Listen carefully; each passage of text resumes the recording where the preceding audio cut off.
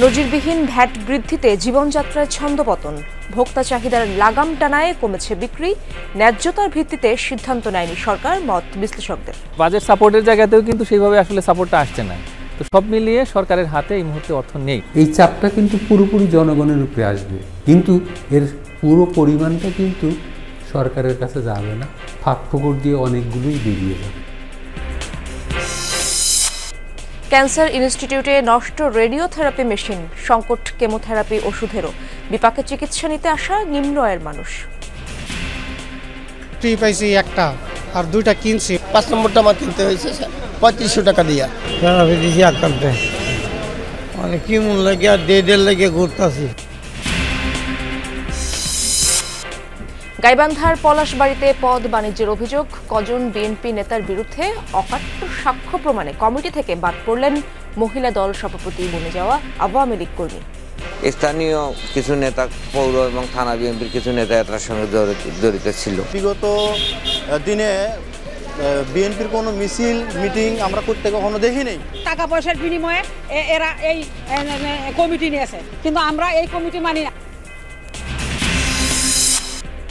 Load shedding ও জ্বালানি খরচ কমাতে উত্তরে কৃষকের একাংশ ঝুঁকছে সৌরচালিত পাম্পে, ব্যবহার বাড়িয়ে বৈপ্লবিক পরিবর্তন সম্ভব বলছেন কৃষি কর্মকর্তারা। মানব পাচারে ঝুঁকিমুক্ত রুট হিসেবে ব্যবহৃত হয় শাহ আমানত বিমানবন্দর, নজরদারি বাড়ানোর আহ্বান যাত্রীদের। শনিবার আটক হয় চক্রের অন্যতম সদস্য। মানিকগঞ্জে ভুয়া তথ্যে ইউএনডিপির অনুদানের 2.5 কোটি টাকা হাতিয়ে নেওয়ার অভিযোগ, নাম সর্বস্ব কারখানায় পালন হচ্ছে হাঁস মুরগি। শীতের আবহে জলাশয়ে আর খাল বিলে পরিযায়ী পাখির বিচরণ, ভিড় জমাচ্ছে দর্শনার্থীরা, চোরা শিকারি ঠেকাতে সচেতন প্রশাসন ও পরিবেশবাদীরা।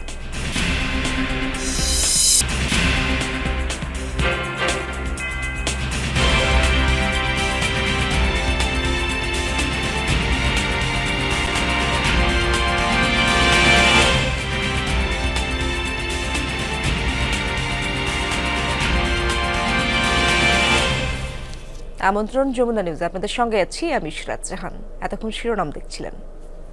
বাজারে স্পষ্ট হয়েছে শুল্ক বৃদ্ধির নেতিবাচক প্রভাব, পণ্য এবং সেবায় গুনতে হচ্ছে বাড়তি অর্থ, কমেছে বিক্রি, চাহিদার লাগাম টেনেছে ভোক্তা। নজিরবিহীন ভ্যাট বৃদ্ধিতে জীবনযাত্রায় ঘটেছে ছন্দপতন। IMF এর চাপে হঠাৎ করে এমন শুল্ক বৃদ্ধি করা কতটা নৈতিক? বিকল্প কি আর কোনো উপায় ছিল না?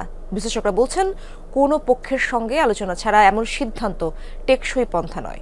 এর ফলে মূল্যস্ফীতি উস্কে যাবে, আরও কঠিন হবে জীবনধারণ। এতদিন আমদানি নির্ভর প্রতি কেজি আপেল, কমলা কিংবা মাল্টার জন্য সরকারকে শুল্ক কর দিতে হতো 101 টাকা, কিন্তু ঢালাও শুল্ক বৃদ্ধির ফলে এখন দিতে হচ্ছে 116 টাকা। গেল বৃহস্পতিবার রাতে আমদানি নির্ভর ফলে শুল্ক কর বাড়িয়ে দেবার পর ফলের বাজারে শুরু হয়েছে অস্থিরতা। রাজধানীর বাজারে কেজিতে সব ধরনের ফলের দাম বেড়েছে 50 টাকা পর্যন্ত। ক্ষুব্ধ প্রতিক্রিয়া জানিয়েছে ক্রেতা বিক্রেতা। এইভাবে যদি ফলের দাম বাড়ে, আমরা যারা মধ্যবিত্ত ফ্যামিলি আছি, আমাদের বাচ্চা কাচ্চাকে তো ফল ফ্রুট খাওয়াইতে পারবো না। গ্রিন আপেল কালকে কিনছি হলো 5100 টাকা, আজকে সেই গ্রিন আপেল 5500 টাকা একদম, তাও কোনো কথা বলতে দেয় না। রেস্তোরাঁগুলোতে কার্যকর হয়েছে ভ্যাটের নতুন হার। 100 টাকা খেলে ভোক্তাকে এখন দিতে হচ্ছে বাড়তি 15 টাকা। এতে ক্রেতা বিক্রেতার মধ্যে তৈরি হচ্ছে বিতণ্ডা। এই যে মূল্যস্ফীতি, যে আমরা যে ধুকে ধুকে আমরা মরে যাচ্ছি, ধুকে ধুকে যে আমরা আমাদের ব্যবসা করতে পারছি না, সেইখানে কোনো নজর তো নাই। তারপরে দেখা যাচ্ছে মরার উপরে খরার ঘা, আমাদের উপরে 15% ভ্যাট চাপিয়ে দেয়া। 3 গুণ ভ্যাট কার সাথে কথা বলে ওনারা ইম্পোজ করেছে? আমরা তো স্টেক হোল্ডার। শতাধিক পণ্য এবং সেবায় নানা ধরনের শুল্ক বৃদ্ধি করে অধ্যাদেশ জারি করেছে সরকার। সহজ পন্থায় ক্রেতার পকেট থেকে কমপক্ষে 1000 কোটি টাকা তুলে নেওয়াই উদ্দেশ্য। প্রশ্ন হচ্ছে, IMF এর চাপে এমন শুল্ক বৃদ্ধি কতটা নৈতিক? অতিরিক্ত পরিমাণে রাজস্ব হঠাৎ করে আদায় করার জন্য কোনো সিদ্ধান্ত নেওয়া হয়, তাই সেক্ষেত্রে এটা অবশ্যই সামাজিক যে ন্যায্যতার জায়গা সেটাকে লঙ্ঘিত করে, এতে কোনো সন্দেহ নেই। যারা নতুন বিনিয়োগ করতে চিন্তা ভাবনা করছেন, তো তাদেরকে আসলে বিনিয়োগের সুযোগ থেকে বঞ্চিত করা, সেটাও কিন্তু আরেক ধরনের অন্যায্যতা। আমাদের প্রথমেই চোখ পড়েছে যে ঠিক আছে, আমরা ভ্যাট ট্যাক্স এগুলোকে, সম্পর্ক শুল্ক এগুলোকে বাড়িয়ে দিই, তাহলে হয়তো আমরা এই রাজস্ব 12,500 কোটি টাকা বা যে পরিমাণ রাজস্ব আদায় করার ইচ্ছা সেটা আমরা করতে পারবো, কিন্তু বাস্তবে সেটা কতটুকু হবে এটা নিয়ে কিন্তু যথেষ্ট সন্দেহের অবকাশ থেকেই যাচ্ছে। পরিবর্তিত অবস্থায় বাজেট বাস্তবায়নে হিমশিম খাচ্ছে সরকার। সরকারি কর্মচারীদের মহার্ঘ ভাতা সহ নানা ক্ষেত্রে দেয়া হচ্ছে পদোন্নতি। অর্থের বাড়তি চাপ সামাল দিতেই এই সহজ পন্থা। তবে বিকল্পে কি কোনো পন্থাই ছিল না? ব্যাংকগুলোতে যেহেতু তারল্য সংকট আছে, তো এই কারণে ব্যাংকগুলো থেকে তো ধার নেওয়া যাচ্ছে না, আর যে বিদেশি সহায়তা সেটাও কিন্তু সেভাবে আসছে না। বাজেট সাপোর্টের জায়গাতেও কিন্তু সেইভাবে আসলে সাপোর্টটা আসছে না। তো সব মিলিয়ে সরকারের হাতে এই মুহূর্তে অর্থ নেই। আলাপ আলোচনা করে যদি বাড়ানো যেত তাহলে সেই ক্ষেত্রে নিশ্চয়ই এটা সমাজের বিভিন্ন মহল থেকে কিন্তু সেই সাপোর্টটা আসতো। ভ্যাট বৃদ্ধির যে চাপটা, এই চাপটা কিন্তু পুরোপুরি জনগণের উপরে আসবে, কিন্তু এর পুরো পরিমাণটা কিন্তু সরকারের কাছে যাবে না, ফাঁক ফোকর দিয়ে অনেকগুলোই বেরিয়ে যাবে। শুল্ক বৃদ্ধির ফলে বাড়তি রাজস্ব আদায় টেকসই কোনো পন্থা নয়। বলা হচ্ছে আর্থিক টানাপোড়েনে মানুষের মধ্যে বাড়বে অস্থিরতা। ডিমন রহমান, যমুনা নিউজ, ঢাকা। একে তো মেশিন নষ্ট, ফলে কয়েক সপ্তাহ ধরে বন্ধ ক্যান্সারের রেডিওথেরাপি, অন্যদিকে কেমোথেরাপির ওষুধ সংকট। হতদরিদ্র রোগীকেও প্রতিটি কেমোর পেছনে গুনতে হয় 3 থেকে 5,000 টাকা। একমাত্র সরকারি ক্যান্সার চিকিৎসালয়ের সেবার হাল এখন এমন। শরীরে মরণ ব্যাধি রোগ বাঁধলেও প্রাইভেটে চিকিৎসার পয়সা নেই নিম্নবিত্তের। দূর দূরান্তের রোগীর বেলায় ভোগান্তির মাত্রা কয়েক গুণ বেশি। 10 বছরের সিয়াম, ছোট্ট শরীরে বড় রোগের বাসা। চিকিৎসায় হাত খুলে খরচের সক্ষমতা নেই বাবা মায়ের। ভরসা সরকারি ক্যান্সার ইনস্টিটিউট ও হাসপাতাল। বিপত্তি সেখানেও। চিকিৎসক 10 বার রেডিওথেরাপি নেয়ার পরামর্শ দিলেও 8 বারের পর আর থেরাপি মিলছে না। যদি দূরে দূরে রেডিওথেরাপির জন্য আমার কোনো ছেলের কোনো বাচ্চার কোনো ক্ষতি হয়ে যায় কিনা, মানে আমি এই আতঙ্কে আছি। কুমিল্লার জাহাঙ্গীর আলম কেমো নিয়েছেন কয়েক দফা। এবার রেডিওথেরাপির পরামর্শ চিকিৎসকের, কিন্তু ক্যান্সার হাসপাতালে রেডিওথেরাপির সিরিয়াল মিলেনি। আজকে আসছি, আমার প্রায় 3,000 সাড়ে 3,000 টাকা খরচ হয়ে গেছে। আজকে এই পরীক্ষাগুলো করায় সব কিছু করায়। লেখা রেডিওথেরাপির কার্ড খালি নাই, দুঃখিত রেডিওথেরাপির কার্ড খালি নেই। এইভাবে কয়েক মাস যাওয়ার পরে এখন সেখানে নতুন একটি সিল যুক্ত হয়েছে, দুঃখিত ত্রুটির জন্য মেশিন বিকল্প থাকায় রেডিওথেরাপি দেওয়া সম্ভব হচ্ছে না।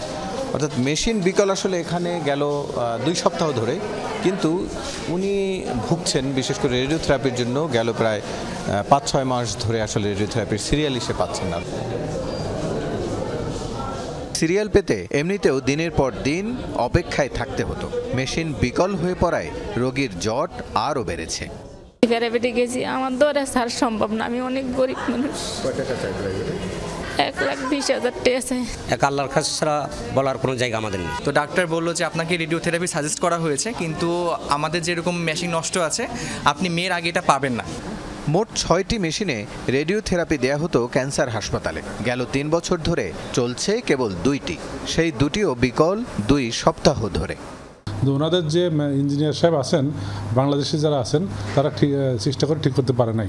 এই জন্য ওনারা চাচ্ছেন যে বাইরের থেকে, বেশি ইন্ডিয়া থেকে ওরা লোক আনবে। একটা ভালো খবর হলো যে 2টা মেশিন আমাদের নতুন আসছে, যেটা অলরেডি বসানো হয়ে গেছে। 2টার ভিতরে একটা আমরা ফেব্রুয়ারির ফার্স্ট উইকে চালু করতে পারবো, আরেকটা হয়তো ফেব্রুয়ারির শেষ অথবা মার্চের ফার্স্ট উইকে চালু করতে পারবো, আশা করছি ইনশাল্লাহ। হাসপাতালে কেমোথেরাপি বিভাগ সচল, কিন্তু পকেটের চিন্তায় কপালে ভাঁজ পড়ছে রোগীর স্বজনের। কেউ আবার ভর্তি হওয়ার বিড়ম্বনায়। ফ্রি পাইছি একটা, আর 2টা কিনছি। 5 নম্বরটা আমার কিনতে হয়েছে 3500 টাকা দিয়া। দিয়েছি আকান্তে মানে কি মন লাগে আর দেড় লাগে ঘুরতেছি। আজকে ওষুধ কেনা লাগছে, কেমন 2টা ডোজ কেনা লাগছে আমাদের। আমি রিক্সাওয়ালা মানুষ, বুঝছেন, 4,000 টাকা লাগছে। সরকারি হাসপাতালে রোগীর লম্বা লাইন কিংবা দীর্ঘ অপেক্ষা সেটি নতুন কিছু নয়, কিন্তু ফ্রি চিকিৎসার কথা বলা হলেও মূলত বিভিন্ন জায়গায় ওষুধ কিনতে হয়, কারণ প্রায় শুনতে হয় ওষুধের সরবরাহ নেই। যেমন এই ক্যান্সার হাসপাতালে কেমো দিতে রোগীকে খরচ করতে হচ্ছে 3 থেকে 5,000 টাকা। পরিচালক বলছেন এটি দীর্ঘমেয়াদী নয়, অল্প দিনের সংকট, শীঘ্রই এই সমস্যার সমাধান করা হবে। রাসেল আহমেদ, যমুনা নিউজ, ঢাকা। আওয়ামী লীগের কর্মী 5 আগস্টের পর বনে গেছেন বিএনপি নেত্রী। শুধু তাই নয়, গাইবান্ধার পলাশবাড়ী উপজেলা মহিলা দলের সভাপতির পদও বাগিয়ে নিয়েছিলেন। অকাট্য সাক্ষ্য প্রমাণে বাদ পড়েছেন কমিটি থেকে। তবে এখনও বিএনপি পরিবারের সদস্য হিসেবে দাবি করছেন নিজেকে। তৃণমূল কর্মীরা টাকার বিনিময়ে অনুপ্রবেশকারীকে পদ পাইয়ে দেওয়ার অভিযোগ তুলেছেন কয়েকজন নেতার বিরুদ্ধে। ত্যাগী ও বঞ্চিতরা ক্ষোভ জানিয়েছেন কমিটি গঠন প্রক্রিয়ার বিরুদ্ধে। আওয়ামী লীগ সরকারের অধীনে ২০২৪ সালে দ্বাদশ জাতীয় সংসদ নির্বাচনে অংশ নিতে গাইবান্ধা ৩ আসনের জন্য ফর্ম জমা দিচ্ছিলেন আগ্রহী নেতারা। সংরক্ষিত মহিলা আসনে মনোনয়নপত্র নেন অর্জিনা পারভিন চাঁদনী। আমার বাবা এবং দাদা নানা সবাই আওয়ামী লীগের সাথে সম্পৃক্ত। বঙ্গবন্ধু কন্যার পাশে থেকে জনসেবায় থাকতে চাই। ছাত্রলীগের সাথে সম্পৃক্ত আছি আজিজুল বগুড়া সরকারি আজিজুল হক কলেজে। ভোটের 7 মাস পর গত 5 আগস্ট বদলে যায় সব হিসাব নিকাশ। ক্ষমতাচ্যুত হয়ে দেশ ছাড়েন শেখ হাসিনা। পরিবর্তিত ও অনুকূল পরিস্থিতিতে নির্বাচনের প্রস্তুতি নিচ্ছে রাজনৈতিক দলগুলো। এর মধ্যে বিএনপি ঢেলে সাজাচ্ছে তৃণমূল কমিটি। কিন্তু এই কমিটিতে বছর ঘুরতে না ঘুরতে আলোচনায় সেই অর্জিনা। আওয়ামী লীগ কর্মী এবার ভোল পাল্টে সরাসরি পলাশবাড়ী উপজেলা জাতীয়তাবাদী মহিলা দলের সভাপতির পদে। আমি বিএনপি ফ্যামিলির সন্তান। আমার বাবা দীর্ঘ 40 বছর যাবৎ বিএনপি করছে, এটা পলাশবাড়ী থানার সবাই জানে। আমার বাবার ইউনিয়নের আপনাদের সহসভাপতি, ওয়ার্ডের সহসভাপতি, ইউনিয়নের ধর্মীয় সম্পাদক এবং থানা কৃষক দলের সদস্য। শুধু অর্জিনা নন, কমিটির সাংগঠনিক সম্পাদক নাসিমা বেগম সহ কয়েকজনের বিরুদ্ধে আওয়ামী লীগের সহযোগী সংগঠনের কর্মী হিসেবে কাজ করার অভিযোগ ওঠে। বিতর্কিত কমিটি ঘোষণার পরপরই ফুঁসে ওঠে তৃণমূল নেতাকর্মীরা। আওয়ামীপন্থী চাঁদনী এবং নাসিমাকে যারা কমিটি দিয়েছে তারা তো আসলে আমাদের মনে করেন যে বিগত দিনে বিএনপির কোনো মিছিল মিটিং আমরা করতে কখনো দেখি নেই। টাকা পয়সার বিনিময়ে এরা এই কমিটি নিয়েছে, কিন্তু আমরা এই কমিটি মানি না, কোনো দিন মানবো না। তাদের বিচার চাই, তাদের শাস্তি চাই। আমরা কেন্দ্রীয় নেতৃবৃন্দুর কাছ থেকে নাকি সুপারিশ করে নিয়ে এসে জেলা থেকে কমিটি নিছে। স্থানীয় কিছু নেতা, পৌর এবং থানা বিএনপির কিছু নেতা এটার সঙ্গে জড়িত ছিল। টাকার বিনিময়ে অনুপ্রবেশকারীদের পদ পাইয়ে দেওয়ার অভিযোগ উপজেলা বিএনপির সভাপতি ও জেলা মহিলা দলের সভাপতি সহ কয়েকজনের বিরুদ্ধে। এসব ঘটনার প্রমাণ হিসেবে একের পর এক কথোপকথন আর ভিডিও হাজির করতে থাকেন অভিযোগকারীরা। বিজনেস করতে গেলে তোমার আওয়ামী লীগের সাথে তো পড়াই লাগে। আমাদেরকে নিরাপত্তা থেকে কেন্দ্র পর্যন্ত এটাকে হেল্প করতে হবে, আর বাকিটা ওখান থেকে যেটা অ্যারেঞ্জমেন্ট করার দরকার, টাকা পয়সা খরচ করার দরকার, সেটা চাটনি করবে। তা আমার কোনো এসপির সাথে পরিচয় হওয়া লাগে না, কারণ আমাদের তো সব ডিএজি লেভেল। সমালোচনার মুখে কমিটি বিলুপ্ত করে জেলা মহিলা দল। এ বিষয়ে কথা বলতে রাজি হননি মহিলা দলের সভাপতি ফরিদা ইয়াসমিন শোভা কিংবা উপজেলা বিএনপির সভাপতি আব্দুস সালাম মণ্ডল। সাধারণ সম্পাদক জানালেন, কমিটি গঠনে অনিয়মের প্রমাণ পেলে নেওয়া হবে সাংগঠনিক ব্যবস্থা। যে আইন রাজনৈতিক পরিপন্থী কার্যকলাপ পরিচালিত করবে তাকে সাংগঠনিকের বিধান অনুযায়ী আমরা ব্যবস্থা গ্রহণ করব। সাংগঠনিক ব্যবস্থা নেওয়ার হুঁশিয়ারি দিলেও অভিযোগ খতিয়ে দেখতে কোনো তদন্ত কমিটি করেনি বিএনপি। আমিন বাবু, যমুনা নিউজ। কেউ হারিয়েছেন পা, কেউ আবার বছরের পর বছর জেল খেটেছেন। মামলা নির্যাতনে এলাকা ছাড়া হওয়ার কারণে দীর্ঘদিন বাবা, মা, স্ত্রী, সন্তানের মুক্তি দেখার সুযোগও পাননি অনেকে। বিগত আওয়ামী লীগ সরকারের আমলে নির্যাতনের শিকার এমন হাজারো বিএনপি নেতাকর্মীকে নিয়ে যশোরে আয়োজন করা হয় ব্যতিক্রমী অনুষ্ঠানের। ভয়ঙ্কর সেসব দিনের স্মৃতিচারণ করেন ভুক্তভোগীরা। পুলিশের গুলিতে পা হারানো বিএনপি নেতা ইউনুস আলী 1 দশক আগে যশোর সদরের বাড়ি থেকে সাদা পোশাকে পুলিশ তাকে তুলে নিয়ে যায়। অভিযোগ, অস্ত্র উদ্ধারের নাটক সাজিয়ে তার পায়ে গুলি করা হয়। এরপর দীর্ঘদিন কারাবাস। দুঃসহ সেই স্মৃতি এখনো তাড়িয়ে ফেরে ইউনুসকে। নেত্রীর বাড়ির সামনে গাড়ি দিয়ে যখন আটক করে আটকায় দিয়েছে, তখন আমরা সারা বাংলাদেশে আন্দোলন করছি। এই আন্দোলনকে যাতে মানুষের মধ্যে ভয় ভীতি সৃষ্টি করার জন্য শুধুমাত্র আমাকে গুলি করা হয়েছে। আমি কোনো সন্ত্রাসী না। পুলিশ লাইনের মধ্যে, পুলিশ হেফাজতের মধ্যে রেখে আমাকে গুলি করে আমার পাটা নষ্ট করে দেওয়া হয়। একই উপজেলার লেবুতলা ইউনিয়ন স্বেচ্ছাসেবক দল নেতা হায়দার আলী জেল খেটেছেন ডিজিটাল নিরাপত্তা আইন ও নাশকতা মামলায়। 2014 সালের 5 জানুয়ারির ভোট নিয়ে সামাজিক যোগাযোগ মাধ্যমে পোস্টের জেরে তাকে আটক করে পুলিশ। প্রায় 2.5 বছর পর জেল থেকে ছাড়া পেলেও পরবর্তীতে আওয়ামী লীগ নেতাকর্মীদের হাতে নির্যাতন, হয়রানির শিকার হয়েছেন। আমার খোঁজ খবর কোনোভাবেই পরিবারকে দিতে চায় না। না দেওয়ার পরে যাই হোক ওপর মহল্লা থেকে বিএনপির যারা সক্রিয় যারা বড় নেতা ছিল তাদের মাধ্যমে আমাকে প্রাথমিক উদ্ধার করা হয় পুলিশের হাত থেকে। উদ্ধার করে আমাকে থানায় সোপর্দ করে, থানার থেকে ডাইরেক্ট আমাকে মামলা দিয়ে চালান দিয়ে দেয় জেলে। বিগত আওয়ামী লীগ সরকারের আমলে নানাভাবে নির্যাতনের শিকার হয়েছেন যশোরের হাজারো বিএনপি নেতাকর্মী। তাদের নিয়ে স্থানীয় জেস গার্ডেনে আয়োজন করা হয় দিনভর মিলন মেলার। দীর্ঘদিন পর উন্মুক্ত পরিবেশে একে অন্যের সাথে আড্ডায় মেতে ওঠেন সবাই। দুঃসহ সেসব দিনের স্মৃতিচারণ করতে গিয়ে কান্নায় ভেঙে পড়েন কেউ কেউ। বিএনপির দল করি বলে 4টে মামলা দিয়েছে, 3 মাস জেলখানায় থাকতে খার কষ্ট করেছি, বিভিন্ন রকমের কষ্ট নির্যাতন। বাড়িটা কোনোদিন যাতে পারিছি, কোনোদিন পারিনি। যে লোকজন বাড়ির সাইডে বসে রয়েছে, আসলে ধরবে। চক্রাছে গেছে, আমার বাবা 72টা মামলা নিয়ে মারা গেছেন, নিজেও অনেকগুলো মামলার সাথে জড়িত, দীর্ঘ সময় পালাতে হয়েছে। এই প্রোগ্রামটা আমাদের এত ভালো লেগেছে, আমরা যে দীর্ঘ 17 বছর নিঃশ্বাস ছাড়তে পারছি, তা উন্মুক্ত ঘুরছি বেড়াচ্ছি, এটা আমাদের কাছে একটা অবাক লাগছে। ব্যতিক্রমী এই আয়োজন করে জেলা সদর ও নগর বিএনপি। নির্যাতনের শিকার নেতাকর্মীদের সম্মান জানাতেই এমন উদ্যোগ। আমরা চেয়েছি ফ্যাসিবাদ উত্তর বাংলাদেশে তাদের সবাইকে একটি কাতারে আনবার জন্য, তাদের লড়াই, তাদের সংগ্রাম এবং আত্মত্যাগকে সম্মান জানাবার জন্য, শ্রদ্ধা জানাবার জন্য। সকল ভেদাভেদ ভুলে ঐক্যবদ্ধভাবে বৈষম্যহীন বাংলাদেশ গড়ার আহ্বান নির্যাতনের শিকার তৃণমূলের রাজনৈতিক নেতাকর্মীদের। Zahid Hasan, Jamuna news. Wheelchair ছাড়াই হাসপাতালে হাঁটাহাঁটি করেছেন BNP chairperson Khaleda Zia. London ক্লিনিকে চিকিৎসাধীন সাবেক প্রধানমন্ত্রীর শারীরিক অবস্থাও স্থিতিশীল রয়েছে বলে জানিয়েছেন তার ব্যক্তিগত চিকিৎসক এজেডএম জাহিদ হোসেন। চিকিৎসার পাশাপাশি সব সময় দেশের খোঁজ খবর নিচ্ছেন বিএনপি নেত্রী। দেশের জনগণের পাশে থাকতে দলীয় কর্মীদের দিয়েছেন নির্দেশনা। বিস্তারিত হেফাজুল করিম রকিবের প্রতিবেদনে। লন্ডনে চিকিৎসাধীন খালেদা জিয়ার শারীরিক পরীক্ষার রিপোর্টগুলো আসতে শুরু করেছে। সব রিপোর্ট হাতে পাওয়ার পর সেগুলোর ভিত্তিতে পরবর্তী চিকিৎসার বিষয়ে সিদ্ধান্ত নেবেন ডাক্তাররা। তবে তার শারীরিক ও মানসিক অবস্থা বেশ ভালো।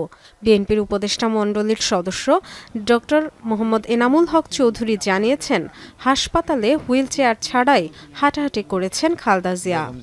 ওনার মেডিকেল টিমরা বলতেছে চিকিৎসাগুলি স্টেবল অবস্থায় আছেন এবং ইমপ্রুভ হচ্ছেন। আজকে নিজে হাঁটাহাঁটি করছেন।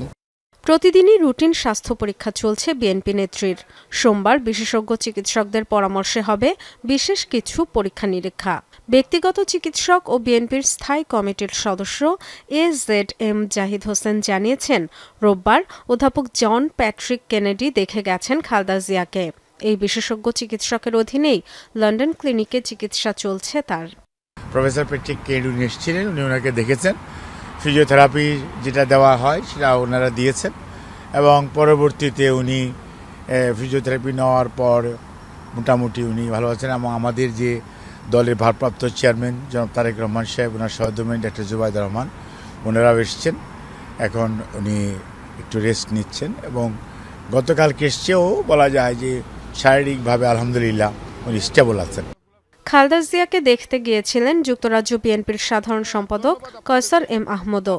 দেশবাসীর কাছে বিএনপি নেত্রীর সুস্থতার জন্য দোয়া চেয়েছেন তিনি। আপনাদের মাধ্যমে দেশে বিদেশে সবার কাছে আবারও দোয়া চাচ্ছি। আলহামদুলিল্লাহ মানসিকভাবে উনি অনেকটা ভালো, কারণ ভারপ্রাপ্ত চেয়ারম্যান মহোদয়, ওনার সহধর্মী ডাক্তার জুবাইদা রহমান, ওনার নাতনিদেরকে দেখে উনি খুব ভালো আছেন। প্রতিদিনের মতো রোববারও স্থানীয় সময় দুপুরে বাড়িতে তৈরি খাবার নিয়ে হাসপাতালে মাকে দেখতে যান তারেক রহমান ও পুত্রবধূ ডাক্তার জোবাইদা রহমান। এ সময় সাংবাদিকরা খালেদা জিয়ার শারীরিক অবস্থা সম্পর্কে জানতে চাইলে মায়ের জন্য দোয়া চান তিনি। লিভার সিরোসিস, কিডনির সমস্যা, হৃদরোগ সহ নানা জটিলতা নিয়ে উন্নত চিকিৎসার জন্য গত বুধবার লন্ডন যান ৭৯ বছর বয়সী সাবেক প্রধানমন্ত্রী। ডরথি তাস্ট্রিন, যমুনা নিউজ। গেল কদিন উত্তেজনা বিরাজের পর বাংলাদেশ ভারত সীমান্তের নোম্যান্স ল্যান্ডে কাঁটাতারের বেড়া নির্মাণ বন্ধ করেছে প্রতিবেশী দেশ ভারত। চাঁপাইনবাবগঞ্জ সীমান্তের বর্তমান পরিস্থিতি জানার চেষ্টা করব। আমার সহকর্মী মনোয়ার হোসেন জুয়েল সেখানে রয়েছেন। জুয়েল, সীমান্ত পরিস্থিতি আজ কেমন দেখছেন এবং বিজিবির টহল ব্যবস্থা সম্পর্কেও জানতে চাই আমরা।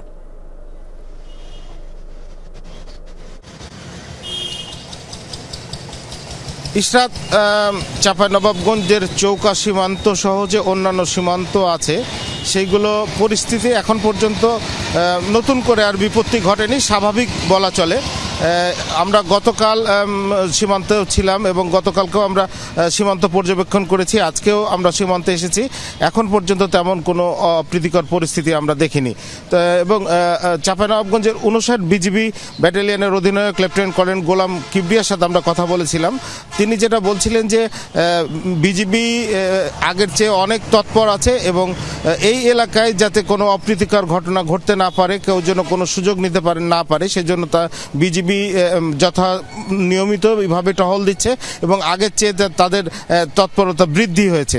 একটি বিষয় যেটি জানানো দরকার সেটি হচ্ছে যে নোম্যান্স ল্যান্ড নিয়ে বা কাঁটাতারে বেড়া নির্মাণ নিয়ে অনেক প্রশ্ন উঠছে।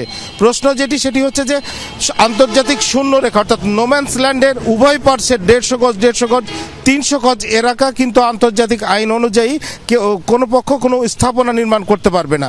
ভারত কিন্তু তাদের 150 গজের মধ্যে কিন্তু 150 গজের সীমানার মধ্যে 100 গজের মধ্যে তারা কাঁটাতারের বেড়াটা নির্মাণ করছিলেন, যার কারণে আসলে বিপত্তিটা বাধে, যেটা আন্তর্জাতিক আইন অনুযায়ী এইটা কখনোই মানে কোনো পক্ষই মেনে নেবে না।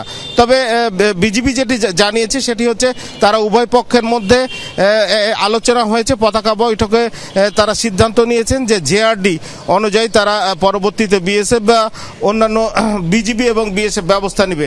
আপাতত এটুকু বলতে পারি যে চাঁপাইনবাবগঞ্জের বিজিবির যে বর্ডার পরিস্থিতি অনেকটাই স্বাভাবিক। পরবর্তী কোনো সংবাদ থাকলে অবশ্যই আপনার কাছ থেকে নিয়ে নেব। ধন্যবাদ আপনাকে জুয়েল। ময়মনসিংহের আনন্দমোহন সরকারি কলেজের শিক্ষার্থীদের দুপক্ষের সংঘর্ষের পর 3 দিনের জন্য শিক্ষা প্রতিষ্ঠানটি বন্ধ ঘোষণা করা হয়েছে। অনির্দিষ্টকালের জন্য বন্ধ করা হয়েছে ছাত্রাবাসও। হলের সিট নবায়নকে কেন্দ্র করে রোববার বিকেল থেকে শিক্ষার্থীদের দুপক্ষের সংঘর্ষ শুরু হয়, চলে সন্ধ্যা পর্যন্ত। এতে আহত হন অন্তত 10 জন। পরিস্থিতি নিয়ন্ত্রণে সেনাবাহিনী ও অতিরিক্ত পুলিশ মোতায়েন করা হয়েছে। রোববার বিকেল থেকে শুরু হয় ধাওয়া পাল্টা ধাওয়া।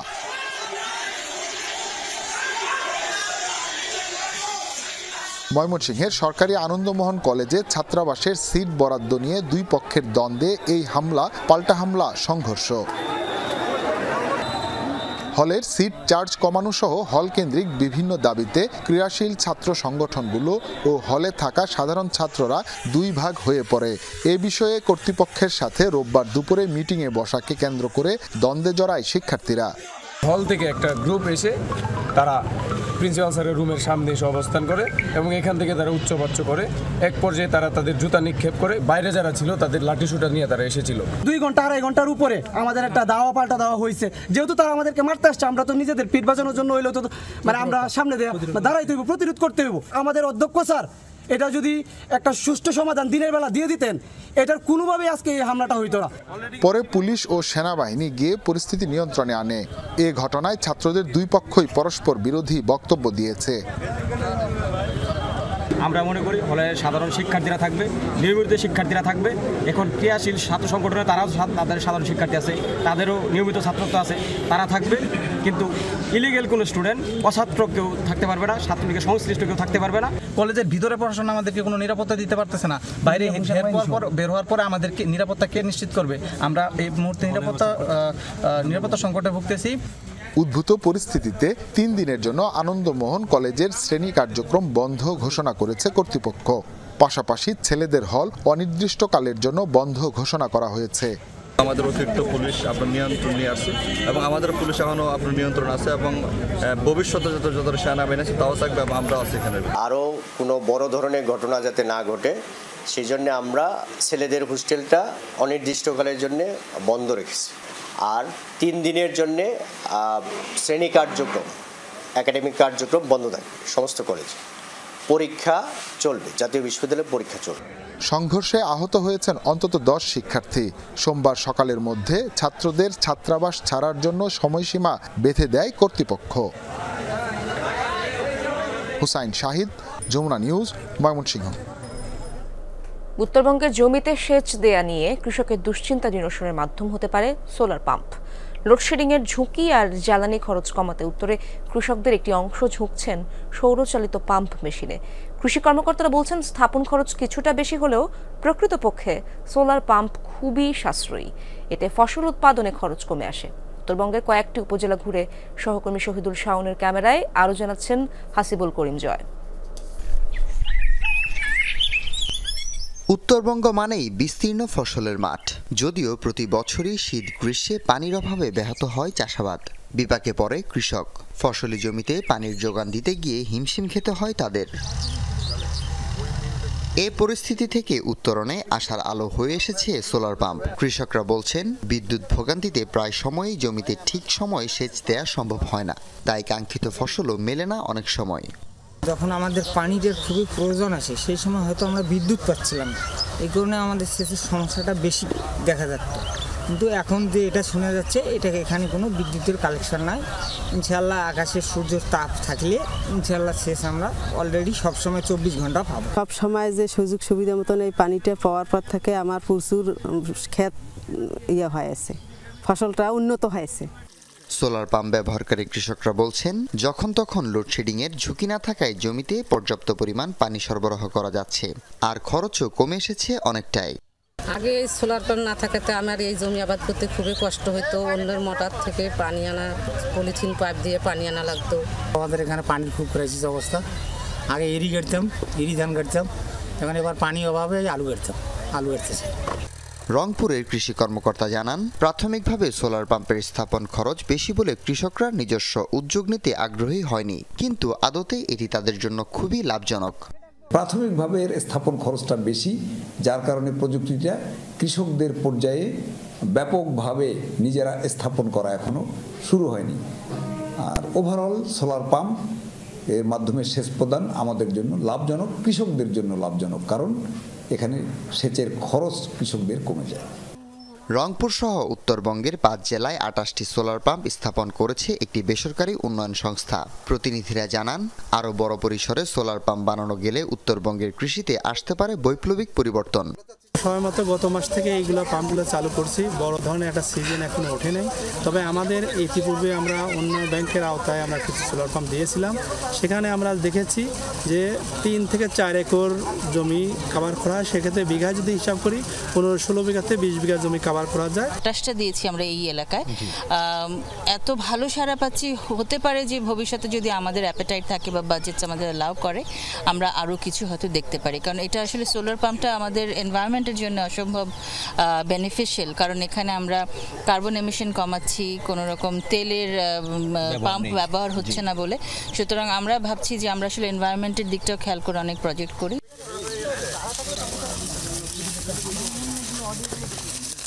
উত্তর জনপদের মানুষের অর্থনীতির চাকাকে সচল রেখেছে কৃষি। এই কৃষি খাতকে আরও বেগবান করতে প্রয়োজন পর্যাপ্ত সেচের, আর এই সেচ ব্যবস্থায় বিপ্লব ঘটাতে পারে সোলার পাম্প। এই প্রকল্প কতটুকু কৃষকদের লাভবান করতে পারছে সেটাই এখন দেখার অপেক্ষা। হাসিবুল করিম বিজয়, তারাগঞ্জ, রংপুর।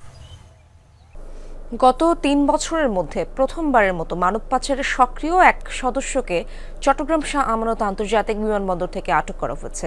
গোপন সংবাদের ভিত্তিতে এনএসআই তাকে আটক করে। এর পেছনে আর কারা জড়িত রয়েছে তা জানতে চলছে তদন্ত। জেলা কর্মসংস্থান ও জনশক্তি অফিসের তথ্য মতে মানব পাচারের সবচেয়ে বেশি ঝুঁকিপূর্ণ জেলা কক্সবাজার, এরপরেই রয়েছে চট্টগ্রাম জেলা।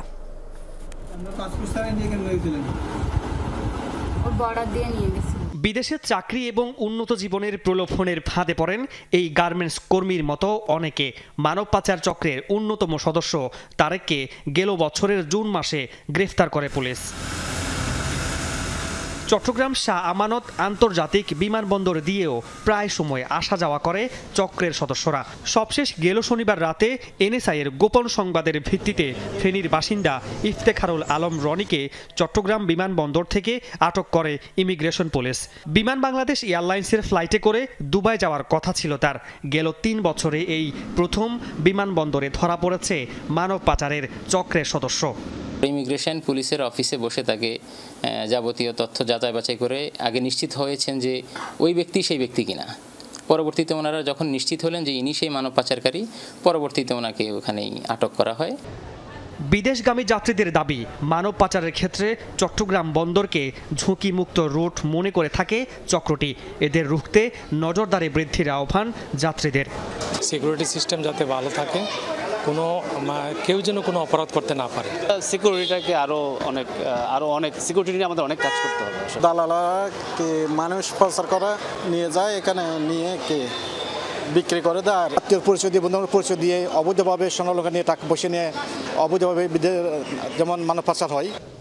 চট্টগ্রাম জেলা কর্মসংস্থান ও জনশক্তি অফিসের তথ্য মতে মানব পাচারের ক্ষেত্রে বেশি ঝুঁকিতে আছে কক্সবাজার জেলা, এরপরের অবস্থানে চট্টগ্রাম জেলা। মোবাইল কোর্ট পরিচালনা করা হয়েছে। আমাদের বিভিন্ন অনৈতিক যারা ম্যান পাওয়ার বিদেশ যাওয়ার ক্ষেত্রে অনৈতিক কাজের পাই, আমরা সেগুলোতে আমরা অভিযান করেছি আর কি, যাতে মানুষ সেই থেকে উত্তরণ হয় আর কি। এছাড়া কিছুদিন পর পর বিমানবন্দর দিয়ে অবৈধ বিদেশি মুদ্রা, স্বর্ণ চোরাচালানে স্বয়ং বিমানবন্দরের অসাধু কর্মকর্তা কর্মচারীদের জড়িত থাকার প্রমাণ মিলেছে একাধিকবার। মামুন রশিদ অভি, যমুনা নিউজ, চট্টগ্রাম। কারখানাটি কখনো চালুই হয়নি, অথচ দেখানো হয়েছে কর্মরত শতাধিক কর্মচারী, আছে মেশিনপত্র। এমন ভুয়া তথ্য দিয়ে প্রতারণার মাধ্যমে ইউএনডিপির প্রায় 2.5 কোটি টাকা হাতিয়ে নেয়ার অভিযোগ উঠেছে refrigeration and air conditioning merchants association ব্রামার সদ্য সাবেক সভাপতি মোহাম্মদ আসাদুজ্জামানের বিরুদ্ধে। মানিকগঞ্জের নাম সর্বস্ব ওই প্রতিষ্ঠানে বর্তমানে লালন পালন হচ্ছে হাঁস মুরগি। মানিকগঞ্জের সিংগাইর উপজেলার খাসেরচর এলাকা, এখানেই গড়ে তোলা হয়েছে সাইনবোর্ড সর্বস্ব কুলিং পয়েন্ট ইঞ্জিনিয়ারিং সার্ভিসেস নামের এই প্রতিষ্ঠানটি। ভেতরে কেউ নাই, কাগজে কলমে দেখানো হয় প্রতিষ্ঠানে কর্মরত 115 জন কর্মচারী, আছে মেশিনপত্র। তবে স্থানীয়রা বলছেন ভিন্ন কথা। শতাধিক কর্মচারী তো দূরের কথা, কখনো চালুই হয়নি প্রতিষ্ঠানটি, অথচ এই প্রতিষ্ঠান দেখিয়েই ইউএনডিপির প্রায় 2.5 কোটি টাকা অনুদান আনা হয়েছে। এটা চালু তো দেখিনি, দেখিনি ওই চালু করে না, দেখিনি বুঝছেন না, এই কাজ করে থুইছে কয়েক বছর যাবত। মানে এসির কি জিনিস বানাইবো পাশপাতে এই এতটুকু জানি আর কি, কিন্তু তারপরে এখন চালু হয় না। আসলে এটা তো অনেক দিন ধরে হয়েছে, কিন্তু এখানে কখনো কোনো কার্যক্রম দেখি নাই। কোনো শ্রমিক দিয়ে কাজ করতেছে ভিতরে, কোনো মেশিনারিজ দিয়ে, এরকম কখনো দেখিও নাই। Refrigeration and air conditioning merchants association ব্রামার সদ্য সাবেক সভাপতি আসাদুজ্জামান এই প্রতিষ্ঠানের চেয়ারম্যান। কারখানার ভেতরে তার একটি কক্ষ রয়েছে ঠিকই, তবে বাইরের দুটি কক্ষে লালন পালন করা হচ্ছে হাঁস মুরগি। আজ পর্যন্ত এক সিকিউরিটি ছাড়া আর কোনো লোক এই পর্যন্ত এখানে চাকরি করে না, আমরা আজ পর্যন্ত দেখি না আমাদের বাড়িতে। এখানে যেহেতু 10 জন মানুষ চাকরি করে না, ঠিক আছে, যদি চাকরি করতো তাহলে অনুদান আনতে পারতো। এখন তো ফ্যাক্টরি চালুই হয় না। তবে গণমাধ্যমের কাছে অনুদানের অর্থ আত্মসাতের অভিযোগ অস্বীকার করেছেন আসাদুজ্জামান। ফ্যাক্টরিতে এখনো পাইনি, আমি প্রিপেজ লাইনটা পাই নাই, যে কারণে এখনো পুরোপুরিভাবে চালু করতে পারছি না। এখানে এখন আমার মানুষজন যাচ্ছে, কাজ করছে, এখনো ফ্যাক্টরিতে প্রিপেজ লাইন যদি চালু না হয় আমি কিভাবে করব। পরিবেশ অধিদপ্তরের প্রকল্প কর্মকর্তা জানালেন, কুলার পয়েন্টের টিলার ম্যানুফ্যাকচারিং এর জন্য 5 প্রতিষ্ঠানকে ইউএনডিপি এই অনুদান দিয়েছিল। এটা আলাদা প্রজেক্টের আওতায় ইউএনডিপির মাধ্যমে টাকাটা আসছে। 5টা কোম্পানিকে দেওয়া হয়েছে, 4টা হলো রেসি কোম্পানি আর একটা হলো টিলার কুলিং পয়েন্ট। যে প্রতিষ্ঠানের মাধ্যমে কোটি টাকা হাতিয়ে নেওয়া হলো, সেই প্রতিষ্ঠানের কোনো তথ্য নেই জেলা কলকারখানা ও প্রতিষ্ঠান পরিদর্শন অধিদপ্তর কার্যালয়েও। সরেজমিনে যখন পরিদর্শন করি আমরা ওই এলাকায়, যে এলাকার কথা আপনারা বলছেন খাসেরচর, ওই এলাকায় এখনো এই নামে কোনো কারখানার অস্তিত্ব আমরা পাইনি। যদি কখনো কর্তৃপক্ষ আবেদন করেন, তার প্রেক্ষিতে আমরা সরেজমিনে পরিদর্শন করে যাচাই করে তারপর লাইসেন্স ইস্যু করি। ইউএনডিপির অনুদান থেকে এখন পর্যন্ত 4 কিস্তিতে টাকা নেওয়া হয়েছে বলে জানা গেছে। BM Khorshed, Jamuna news, Manikganj. বাণিজ্য মেলায় শীত পোশাকের জমজমাট ব্যবসা হচ্ছে। ব্লেজার, কোটি, শাল, সোয়েটারের স্টলগুলোতেই ক্রেতাদের উপচে পড়া ভিড়। বিক্রয়কর্মীরা তুলে ধরছেন নানা ধরনের অফার। সাশ্রয়ী মূল্যের কারণে অনেকেই গরম কাপড় সংগ্রহ করছেন। শীতের প্রকোপ বাড়লে ব্যবসা আরও জমে উঠবে এমন ধারণা বিক্রয়কর্মীদের। বাণিজ্য মেলাতেও রয়েছে শীতের পোশাকের বিশেষ আয়োজন। ব্লেজার, কোটি, শাল, সোয়েটারের স্টলগুলোতেই ক্রেতাদের উপচে পড়া ভিড়। দর্শনার্থী সমাগম বেশ জমজমাট। যারা মেলায় আসছেন তাদের অনেকেই ঘুরে ফিরে ভিড় করছেন শীতের পোশাকের স্টলগুলোতে। শীতের পোশাক কিনতে বাণিজ্য মেলাতে আসা, এখানে আসে অনেক ভালো লাগতেছে। আমি একটা কোটি কিনছি, দামও খুব কম। শীতের পোশাক দেখা হচ্ছে এখানে, দেখতেছি, ভালো লাগলে নিব। আজকে এসে খুবই ভালো লাগছে। ডিসকাউন্ট মূল্যে অনেক অফার ছাড়ে ব্লেজার তারা দিচ্ছে, দেখতেছি, কেনার জন্য পছন্দ করতেছি। সেটা শাল নিছি, কোট নিছি, সোয়েটার নিছি, বেশ ভালো। অনেক অনেক বাণিজ্য মেলা অনেক জিনিস পাওয়া যাচ্ছে। কম্বল এবং কমফোর্ট এগুলা দেখতেছি, যদি প্রাইসের মধ্যে হয় তাহলে কেনার ইচ্ছা আছে। ক্রেতা দর্শনার্থীদের কথা বিবেচনায় রেখে মেলায় বাহারি স্যুট, কোটি ও ব্লেজার এনেছে বিভিন্ন প্রতিষ্ঠান। 1800 টাকা থেকে শুরু করে 5000 টাকায় পাওয়া যাচ্ছে বিভিন্ন রং ও সাইজের এসব পোশাক। শাল ও চাদরের দোকানগুলোতেও ভিড় করছেন ক্রেতারা। এসব দোকানে 3000 টাকা থেকে শুরু করে 50,000 টাকা পর্যন্ত শাল ও চাদর পাওয়া যাচ্ছে। আমাদের কাছে শাল আছে 4000 থেকে শুরু করে 50,000 টাকা। ব্লেজার 1800 টাকা করে, যদি টু পিস নেন প্যান্ট সহ তাহলে পড়বে 3000 টাকা, আর যদি ব্লেজার প্যান্ট কোটি নেন তাহলে পড়বে 4200 টাকা। যারা আসছেন তারা সবাই মোটামুটি মনে করেন আপনার 80% লোকই নিচ্ছেন। কমপ্লিট শুট নিচ্ছে, সিঙ্গেল পাচ্ছে, বাচ্চাদের কমপ্লিট সেট পাচ্ছে, প্রিমিয়াম কালেকশন আছে এবং রিজনেবল প্রাইসের মধ্যে কাস্টমার পাচ্ছে। আমরা চাচ্ছি নতুন কিছু প্রোভাইড করতে কাস্টমারদের জন্য। ক্রেতা আকর্ষণে বিশেষ অফার দিচ্ছে স্টলগুলো। সোবহান চৌধুরী, যমুনা নিউজ, ঢাকা। শীতের আবহে দেশের বিভিন্ন জেলায় ভিড় করেছে পরিযায়ী পাখির দল। জলাশয়ে, খোলা জায়গায় খুঁজে নিয়েছে আবাস। পাখি শিকারের সুযোগ সন্ধানে শিকারীরা। জীববৈচিত্র্য রক্ষায় নজরদারি ও সচেতনতা বাড়াতে কাজ করছেন পরিবেশবাদী ও সংশ্লিষ্টরা। পাখির ডাকে ঘুম ভাঙে, আবার কলকাকলিতেই শেষ হয় দিন। চলনবিল এখন পাখির রাজ্য। পরিযায়ী পাখির আনাগোনায় মুখর দেশের সবচেয়ে বড় বিলাঞ্চল নাটোরের চলনবিল। বালিহাঁস, পানকৌড়ি, শামুকখোলা সহ অসংখ্য পাখি বিলের জলে ডানা ঝাপটায় এখানে। দিনভর চলে তাদের খাবার সংগ্রহ। পানি কমে যাওয়ায় মাছের সন্ধানে ভিড় করেছে পাখির ঝাঁক। নানা জাতের পরিযায়ী দেখতে ভিড় জমাচ্ছে দর্শনার্থীরাও। পাখির যে কিচিরমিচির শব্দ, পাখির যে ঝাঁক ধরে উড়ে বেড়ানো, এই বিষয়গুলো আসলে মানসিক বিকাশে বা মনের প্রফুল্লতা এনে দেয়। প্রতিদিন বিকালে আমরা বন্ধু বান্ধবের সাথে এসে এই পাখিগুলোর উড়াউড়ি দেখি। পাখি আমাদের আত্মার সাথে মিশে আছে, পাখিকে আমরা অনেক ভালোবাসি। পাখি শিকারে আমরা বাধা দিই, আমরা চেষ্টা করি যে এই পাখিদের কেউ না মারে এবং পাখি খুব সুন্দর লাগুক দেখতে। পাখির এই বিচরণ স্থলে সক্রিয় চোরা শিকারীরা, তাদের ঠেকাতে উদ্যোগ নেওয়া হয়েছে প্রশাসনের তরফে। চলনবিল জীববৈচিত্র্য রক্ষা কমিটি 2012 সাল থেকে এখানে পাখি রক্ষায় কাজ করছে। তারা কাক ডাকা ভরে বিলের দুর্গম এলাকায় ছুটে যাচ্ছে। পাখি শিকারীদের রোদে কিন্তু তারা ভরে যায় এবং এই কিল্লা ঘরগুলো ধ্বংস করে এবং তাদেরকে বিভিন্নভাবে সাজায় এবং মুচলেকার আয়োজন করে। পাখি যদি কখনো শিকার করা হয়, ধরা হয়, তাহলে উপজেলা প্রশাসনের পক্ষ থেকে সর্বোচ্চ পরিমাণ আইন প্রয়োগ করা হবে। সেটা হতে পারে জেল, জরিমানা, যে কোনোটাই হতে পারে। পরিযায়ী পাখির আরেক বিচরণ স্থল লক্ষ্মীপুরের জনেশ্বর দিঘি। এই দিঘিকে কেন্দ্র করে জনপ্রিয় হয়ে উঠেছে জেলার পর্যটন। দীর্ঘ পথ পাড়ি দিয়ে আমরা একবার সকাল সকাল অতিথি পাখি আমরা দেখতে আসছি। জনেশ্বর দিঘির মাঝে এই পাখিগুলো আসে দীর্ঘ 7-8 বছর থেকে। আসার পর আমাদের এখানের লোকজন আমরা সচেতন আছি যেন কোনো মানুষ এটা ক্ষতি না করতে পারে। প্রশাসন যদি সহযোগিতা করে তাহলে আমাদের এলাকার সৌন্দর্য বাড়লো বা সকল লোককে এগুলোর দেখাশোনা করার জন্য একটু অগ্রাধিকার পাইলো। আমাদের শুরুতে যেটা ভাবতে হয় যে পর্যটকরা সেখানে স্বচ্ছন্দে যেতে পারবেন কিনা এবং সেই নিরাপত্তা আমরা তাদেরকে দিতে পারছি কিনা। তো এই পুরো বিষয়টি নিয়ে আমরা চিন্তা ভাবনা করছি এবং খুব দ্রুত একটি সর্বাত্মক সিদ্ধান্ত আমরা গ্রহণ করব। পাখি আর প্রকৃতির সান্নিধ্যে সময় কাটাতে কিশোরগঞ্জ শহরের মানুষের নতুন পছন্দ নরসুন্দা লেক সিটি পার্ক। এখানে এলে নগর জীবনের কোলাহল থেকে কিছুক্ষণের জন্য হলেও মুক্তি দেবে পাখির কলকাকলি। সাবরিনা লিজা, যমুনা নিউজ। ক্যালিফোর্নিয়ায় বাতাসের তীব্রতা কমায় কয়েকটি অঞ্চলে কিছুটা উন্নতি হয়েছে দাবানল পরিস্থিতির, তবে এখনও অনিয়ন্ত্রিত আগুন। সময়ের সাথে পাল্লা দিয়ে লড়ছেন ফায়ার সার্ভিস কর্মীরা। লস অ্যাঞ্জেলসে এখনও জারি রয়েছে রেড ফ্ল্যাগ। প্রায় 1,500 ফায়ার ইঞ্জিন নিয়ে কাজ করছেন 14,000 ফায়ার ফাইটার। ব্যবহার করা হচ্ছে 84টি এয়ারক্রাফট।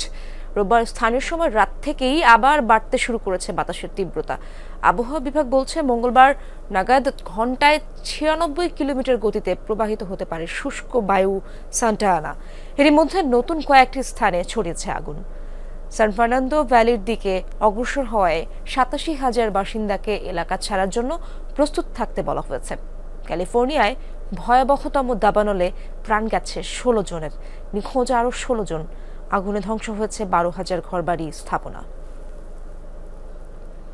প্রায় প্রতি বছরই দাবানলের কবলে পড়ে ক্যালিফোর্নিয়া। পড়ে লাখ লাখ একর জমি, হয় আর্থিক ক্ষতিও। কিন্তু কেন হয় এমনটা? আবহাওয়াবিদরা বলছেন এর পেছনে রয়েছে বিশেষ এক জলবায়ুগত অবস্থা, যার নাম স্যান্টা অ্যানা উইন্ড। ভয়ঙ্কর রকমের শুষ্ক ও উষ্ণ এই ঝোড়ো বাতাসকে অনেকেই ডাকেন শয়তানের বাতাস নামেও। মূলত বিশেষ এই ঝোড়ো বাতাসের কারণেই রাজ্যটিতে ব্যাহত হয় আর্দ্র বায়ুর প্রবাহ। সে কারণেই প্রায়শই দেখা যায় দাবানল। দানবীয় আগুন গ্রাস করে নিচ্ছে একের পর এক ভবন, গাছপালা। 3 দিনেও নিয়ন্ত্রণে আনা যায়নি আগুন। লস অ্যাঞ্জেলস কাউন্টির একাধিক শহর এখন কেবলই ছায়ের স্তূপ। এবারই প্রথম নয়, ক্যালিফোর্নিয়ায় দাবানল বেশ পরিচিত ঘটনাই। কিন্তু কেন এত ঘন ঘন হয় দাবানল? আবহাওয়াবিদরা বলছেন এর জন্য দায়ী বিশেষ এক জলবায়ু ঘটনা, যা স্যান্টা অ্যানা উইন্ড বা ডেভিলস উইন্ড নামে পরিচিত। কিন্তু কি এই ডেভিলস উইন্ড বা শয়তানের বাতাস? এটি মূলত এক ধরনের ঝোড়ো বাতাস, যা ব্যাপক মাত্রায় শুষ্ক ও উষ্ণ।